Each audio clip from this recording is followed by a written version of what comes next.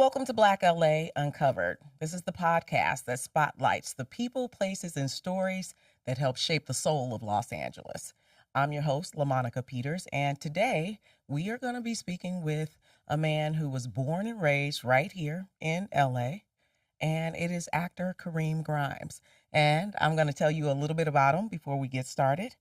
You've seen him on hit shows like All American, SWAT, Jarhead, and he is from Inglewood. And he's on this show because I want him to tell us what it's like to grow up and then end up working right here in Hollywood and LA. So basically, he's home. Yeah. Yeah. All right. Thank you so much. Absolutely. For Pleasure. joining me today.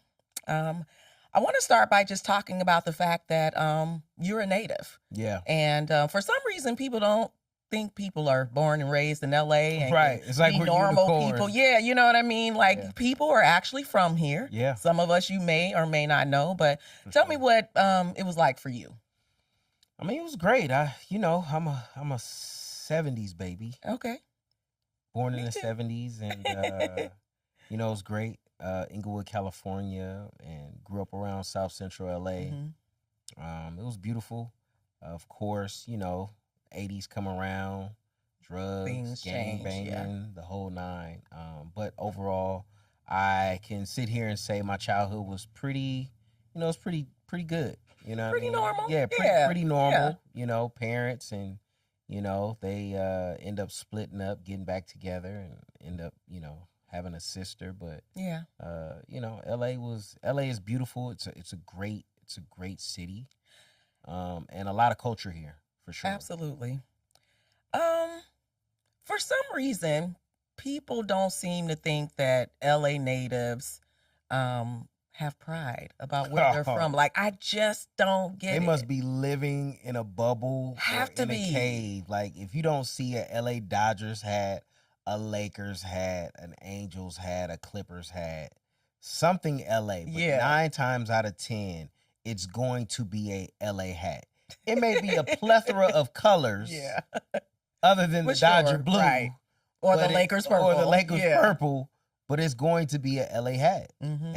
And we literally represent. Like, whenever I go out of town, I'm always representing. I always either bring a hat with me or, if I don't get a haircut. But LA people, we're very prideful. We love our city. And we're quick to either throw up the W or the LA.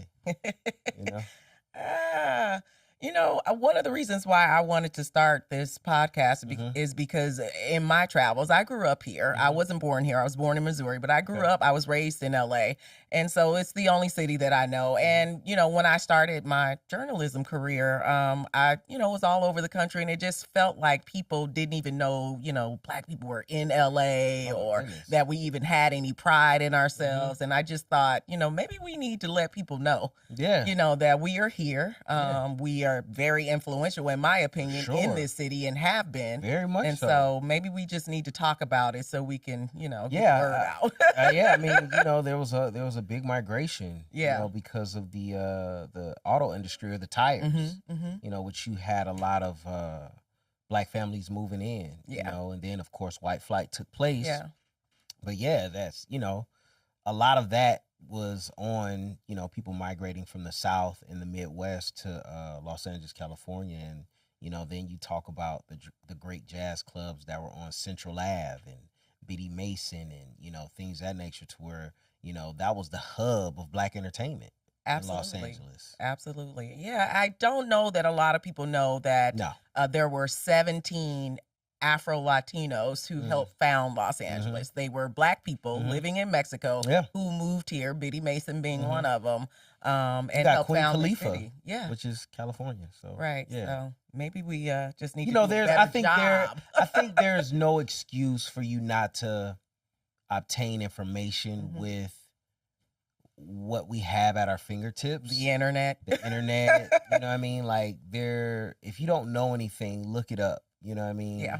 You have YouTube University, to where if you're a visual learner, there's something there that will show you visually, about something that you don't know or that you're not quite, Yeah, clear it on. might be a little willful, ignorance, a little jealousy. Oh, for sure. Yeah, I mean, listen, we got palm trees, beaches. You go warm. 2 hours north, you're in the snow. You know, you can go, to Palm Springs and it's desert. So, I mean, we literally have the best of both worlds. Right. In our opinion. In our opinion. But the opinion is very strong. Yeah, yes, it is. You know what I mean? So, yeah. All right. So tell me what it was like for you. You mentioned the time periods that you experienced growing up. And so what was it like for you as a young Black man here in Los Angeles in the 80s, in the 90s? Yeah, just, for me, sports was really the conduit for everything as far as just, organized sports, baseball, football, basketball. And, with that, meeting so many other people from different sections of LA County, that was key. Yeah. And the reason why I say that is key because, at that time, gangbanging was A pretty thing. Yeah. a thing. And, if I had to go somewhere to see my friend, they either knew somebody in that, neighborhood or whatever, to where they'd be like, oh no, that's Kareem. He's my teammate. He's good. You know what I mean? So that helped a lot. Did sports help you avoid the gang? Sure. Okay. For sure. Now, of course, there were young men that, took a different path. A different path. But, like I always say, everybody has choices. Indeed. But sports definitely helped a lot, especially Just in kept Los you Angeles. busy. It kept me busy to where I didn't really have time to be out in the streets. And then also finding out what I wanted to do at a very young age, to be an actor. On top of that, going to acting class within my neighborhood with Angela Gibbs and Marla Gibbs acting school, Crossroads. Yeah. That kept me very busy. So summers, I was acting class. Falls, winters, I was playing sports. So I really didn't have time to be out in the streets. That was a great segue because I was just going to ask you, how did you get into acting? How did you know at such a young age? And what age was that you wanted to be an actor? It was early. I think I was a kid who just watched a lot of TV and, for me, being able to entertain family and dance. I was a kid. They'd be like, Kareem, go on and pop lock. We're going to give you some money. Right. You know what I mean? I was that kid. So, and then just imitating family and friends. And, I watched a lot of Flip Wilson back in the day. So my family coined me Baby Flip. Yeah. So from that point on, it was just like, I think this is what I want to do. And then I also had some good friends of mine that grew up in my neighborhood who were actors. Yeah. This guy named Marlon Taylor, he was an actor, and Benji, and this guy Sean, and we all lived within a couple of blocks of each other. So, hanging out with them and them studying for auditions and them going on auditions and things of that nature, I was able to see that firsthand. And I was like, this is something that I want to do, and got into acting class, and that was it for me. That was the light bulb to be like, I think this is what I want to do.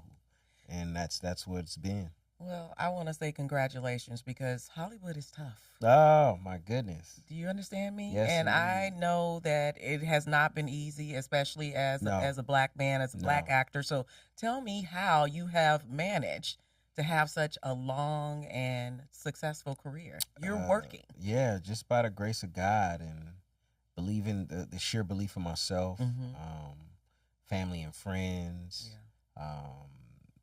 putting time into the craft and, making those daily deposits each and every day. And you have to love this. Like, this is nothing. Just be like, I just want to get famous and get all this. Like, you'll find out very quickly that it is a real job. Yeah, it's a real job, and it's totally different, and it's a lot of rejection and the whole nine. But I really love what I do. I'm at my happiest when I'm on set, being creative and doing what I love. So that's what it's been for me. And it's been tough. I'm not going to sit here and say it's been an easy road. It's been a lot of ups, a lot of downs. A lot of long days, long nights, working several jobs, going to school and still pursuing my career. But you know, it was just something that I was just dead set on and focused on, and I wasn't gonna stop until I achieved those goals. So yeah. So is that what it takes? Yeah. A sheer determination. Like I am not taking no for an literally answer. Determination, discipline, dedication, the 3 Ds. And you have to have it. You know, if not, you'll find yourself frustrated. You'll find yourself second guessing yourself. So yeah, you have to have that belief, and you have to love what you do. Truly believe you have to love what you do. Once you find what you're passionate about, you'll never work a day in your life. Absolutely, because you're going to make a lot of sacrifices that you thought you would not have to make, like working those multiple jobs and all the other stuff that comes along with trying to make it happen. So you are absolutely correct. I agree. Yeah.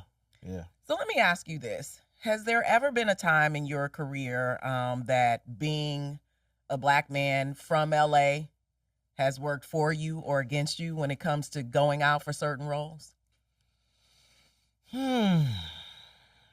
Like, did it help for you to get the role in All American because you actually grew up in South LA? Or like, how to did answer yes. Okay. Because the story is based in Los Angeles. Yes. So the character that I went out for, Preach, was a guy from the streets. Yes. Being born and raised. That guy. I know this guy. I live down the street from I based it on 2 guys that I'm still close with today. So it was very easy for me to embody that character. And then there's just a certain energy and nuance being from LA.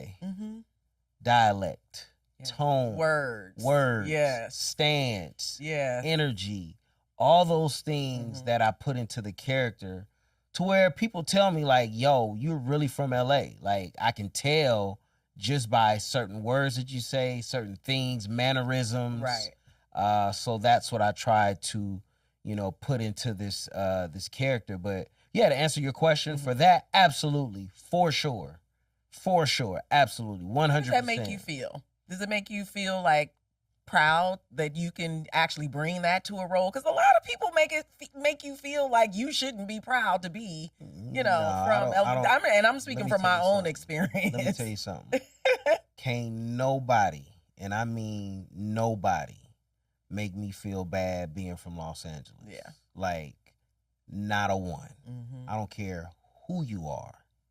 Not a one. But, you know, yeah, I think it's kind of like a, you know, in a sense, a little love letter. Yeah. To, you know, brothers who grew up in LA who, you know. Do they reach out to you on social media and talk to you about the character and all that good stuff? I get it in person each and every time of, you know, hey man, I really appreciate how you played the character and how they developed your character and, you know, the things that you were saying that resonated with me, and to see that, yes, there are second chances. Yeah. You know, and making the best out of them and rewriting your wrongs and making sure that the next person that comes up behind you doesn't make that same mistake. So yeah, I get it a lot, you know, and yeah, it's a true blessing for sure. Do you see your platform as like a way to give back to your community? The platform that you have is playing roles like the role you have in All American. Yeah, for sure. I think anything that I do, I want to be able to, you know, make my community proud, my family and friends, to, you know, to say, hey, you know, that's ours, you know. So anything that I attach myself to, I definitely want to make an impact as a storyteller. Yeah. So yeah, for sure. Well, let's talk a little bit about Hollywood. Yeah. Just a little bit. So, you know, Sinners just nominated for 16 Oscars. The most in Oscar history. The most in Oscar history. We always make history. We do. We always make history. Indeed. Even though the odds are against us and everything that's happening right now, this administration, we always tend to rise to the top. Right. We tend to break through. We tend to be trailblazers. So I'm not surprised. It was a great movie. I saw it 4 times. It was a great movie, and it was but just you know like, that doesn't always mean you're gonna be acknowledged because you're great. That. But the thing is you know, when we look at who we're being acknowledged by, okay, you know what I mean? Yeah, we don't need their validation. Mm-hmm. We validate ourselves, and as somebody being in the business and seeing the film 4 times, yeah, like, come on, like. We're talking about original screenplay. I was about to say the screenplay itself. We're talking about original music. Yeah. We're talking about cinematography. We're talking about costumes. You know, shout out to Ruth Carter, who's now probably the most nominated or wardrobe. Actually stylist. Awarded. She had like 2 or 3 Oscars already, right? Yeah. You know what I mean? So it's just like, and like I said, it's original. This is not a franchise. This is not piggybacking on anything. This is something original, and I think that's something that Hollywood lacks, is originality, because they're scared. I was just going to say, let's talk about that a little bit. Why is that? And what are some of the things you think needs to happen to change that, especially for Black actors and actresses? No, I think, you know, we have our opportunities. I just feel that when we do get them, they do well. Yeah. You know, Just Another Day with SZA and Keke Palmer did very well, independent. Yeah. You know, the show that I was on, the Vince Staples show, they canceled it on Netflix. Original content. I loved it. You know, last year we were, you know, ranked on Netflix, top 10. And then this year you cancel it and say they were struggling to find an audience. Like, come on, man. You know what I mean? And that's original. Are you saying that Hollywood is sabotaging? I would definitely say so, for sure. It's been like that. It's been like that. I mean, you look at these networks that built, you know, that Black shows built, you know, the Living Colors and things of that nature. The Martins, the whole 9, and then they get canceled, for sure. It's been going on. It has been going on. But like I said, through the odds, through, you know, we still break through. Yeah. We're trailblazers, and you know, we make it happen no matter what. Okay.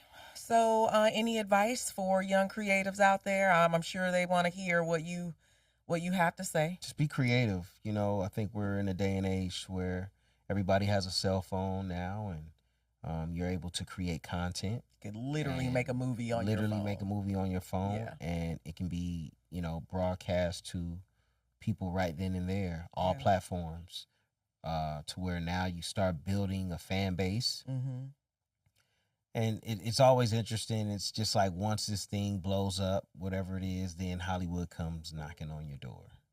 You know, it's always funny? Interesting. It's always interesting.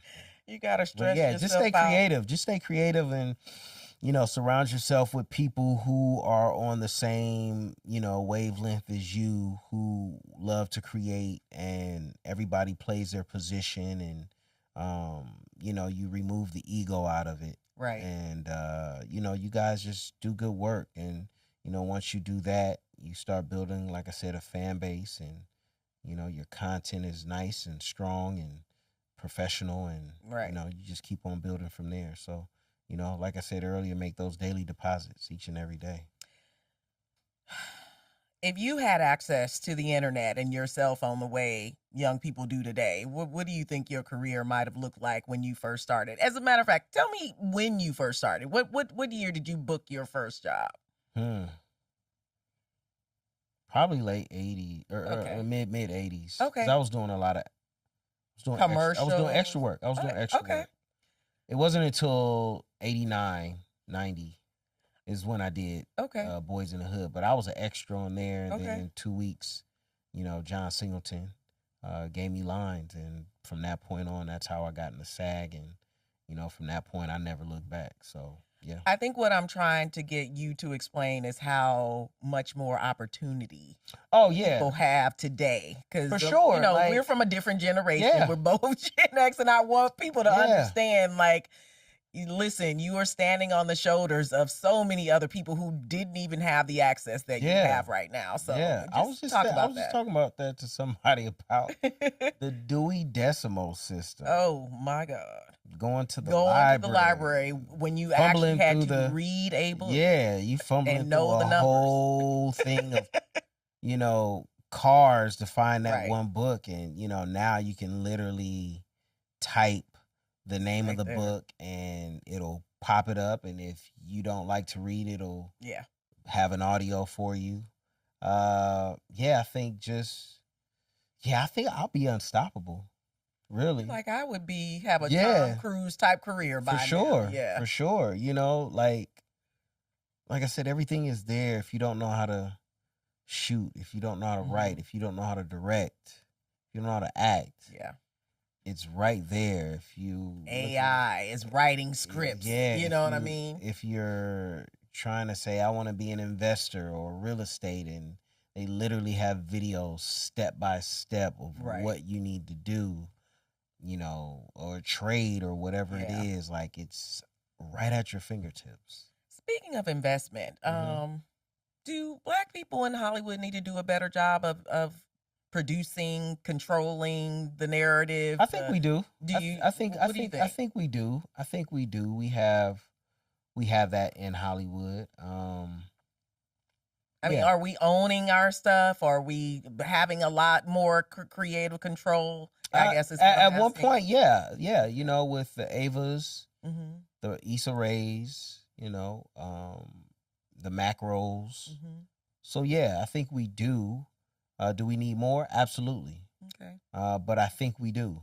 I think we do definitely control the narrative to a certain extent. Right. And we do have producers out there and writers and directors. I think getting into any of that. I know you're a great actor. I think it's more of it's a natural progression. If you are in this business, to direct or write or do all.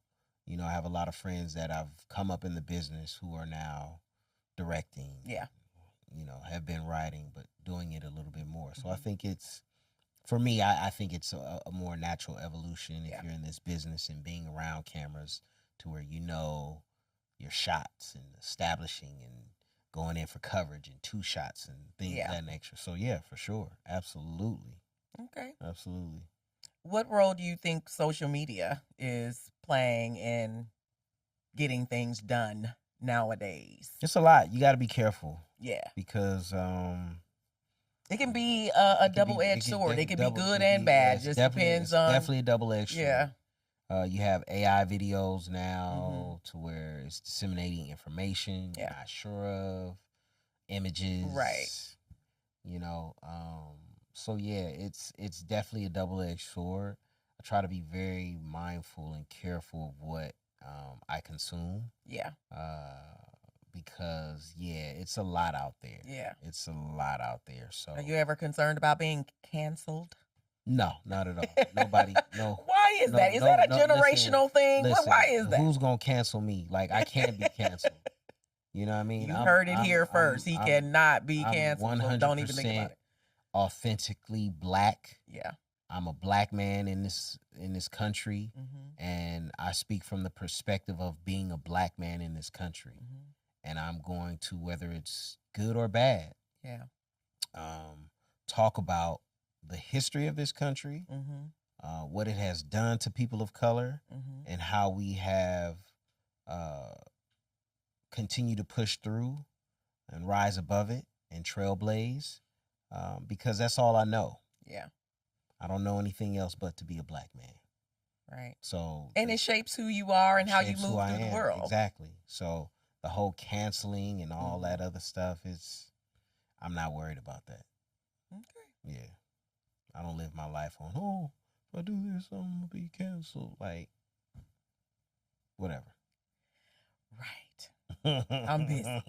Don't bother me. Exactly. Exactly.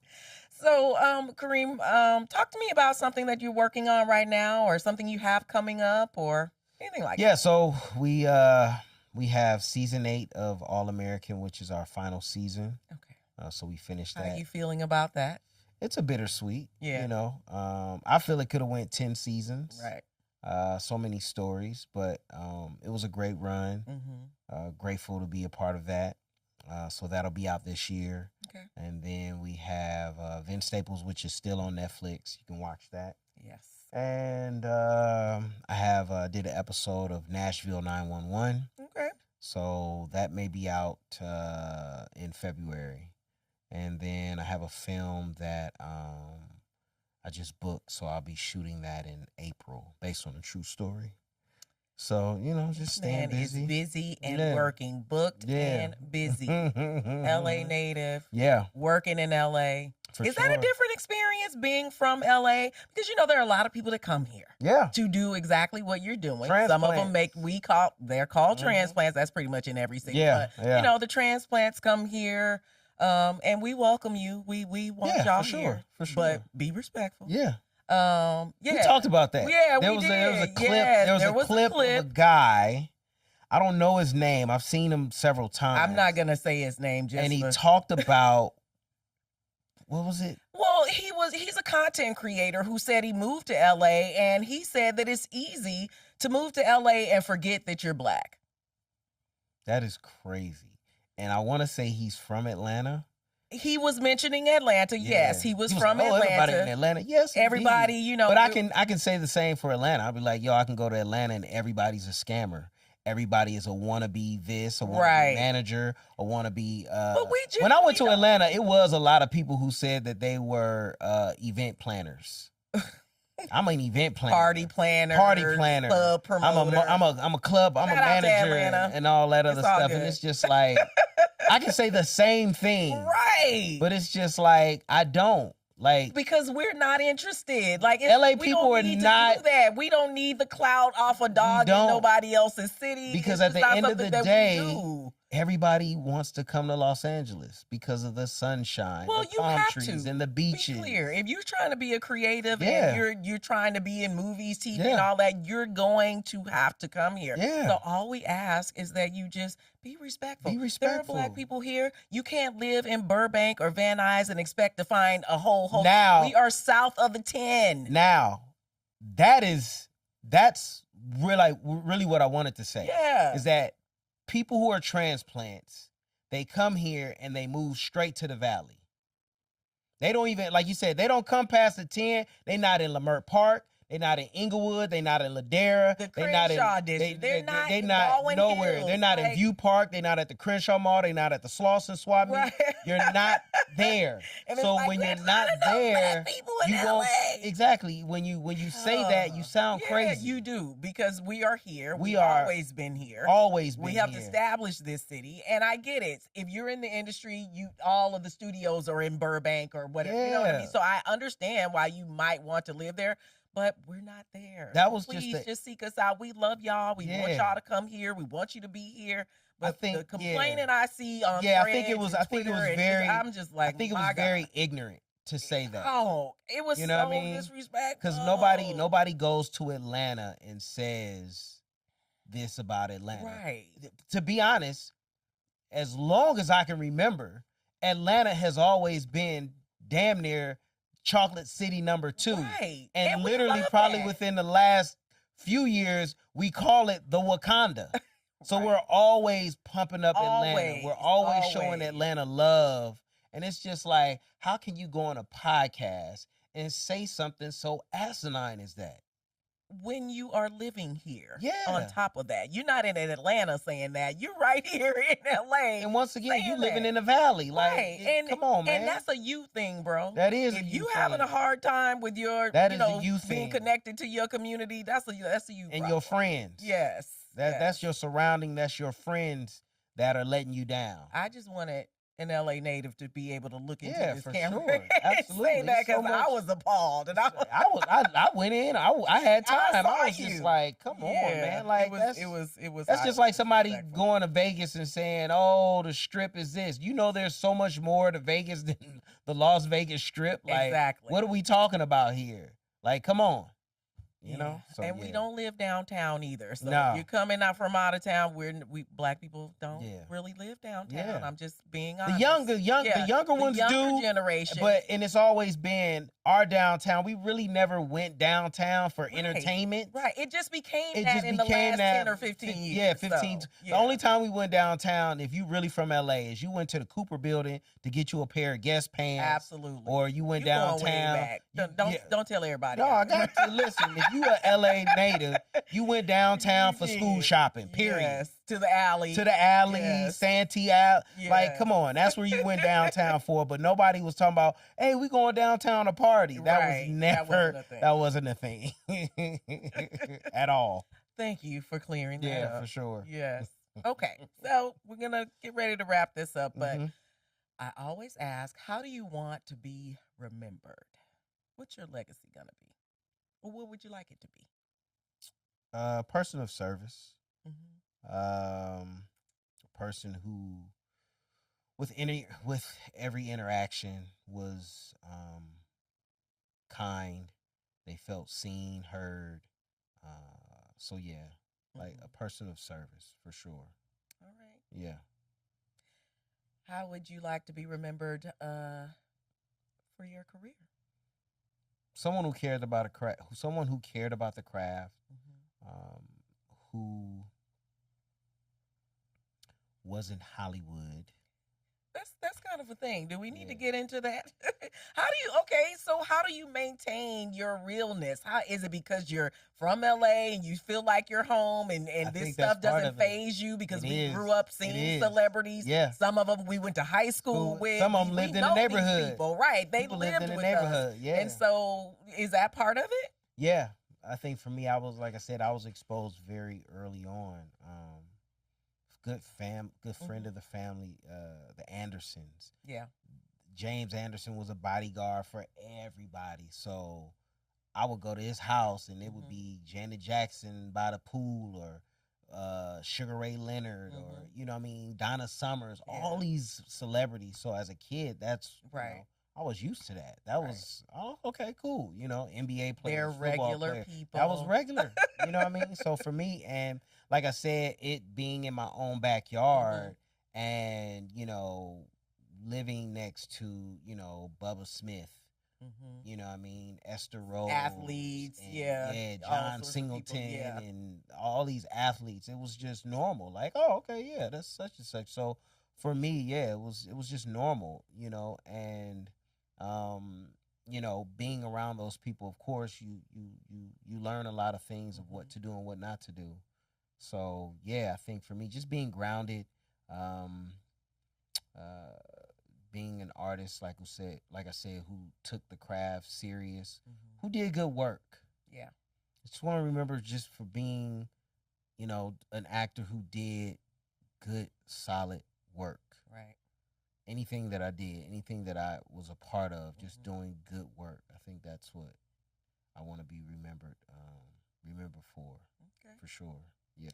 Last thing, I want you to complete this sentence. Black LA is culture. It's love. It's laid back, and it's welcoming. But it's definitely culture. For sure. Internationally known culture. Can we just keep it about? Yeah. For sure. Absolutely. We have a little bit of respect on our we have name. A little bit of everybody here. We have a little bit of everybody here. So yeah, it's definitely LA's culture for sure. Thank you. Thank you. Thank you so much. And I want to thank you for tuning in to Black LA Uncovered. You can download the podcast anywhere you get your podcast. You can catch us on YouTube, Instagram, and TikTok. I am LaMonica Peters, your host, and I hope to catch you next time. Thank you.